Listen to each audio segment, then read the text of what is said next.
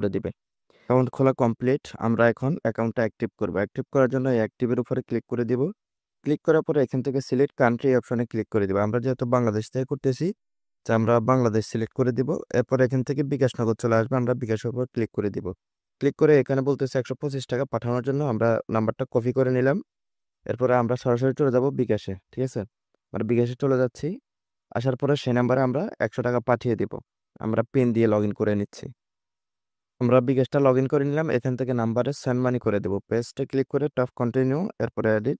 এখান থেকে আমরা 125 টাকা পাঠিয়ে তারপর অপশনে ক্লিক করে এখান থেকে আমরা রেফারেন্স দেওয়ার দরকার নেই, আমরা সরাসরি পিন দিয়ে দিব। আমাদের পিন দেওয়া কমপ্লিট। এখন আমরা ট্যাপ করে ধরে রাখবো, আমাদের টাকাটা চলে যাবে। এটা আমাদের টাকাটা চলে গেছে। এখন আমরা এখান থেকে ট্রানজাকশনটা কপি করে নিব।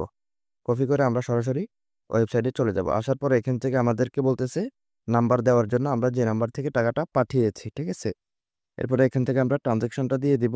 এরপরে এখানে চেক পেমেন্ট এই অপশনটাতে ক্লিক করব। ক্লিক করার সাথে সাথে আমাদেরকে বলতেছে থ্যাংক ইউ, আমাদের কারেক্ট হয়েছে। এখন সাবমিট রিকোয়েস্টে ক্লিক করলে কিন্তু আমাদের অ্যাকাউন্টটা অ্যাক্টিভ হয়ে যাবে। এই যে দেখুন, অ্যাকাউন্ট অ্যাক্টিভ সাকসেসফুল বলছে।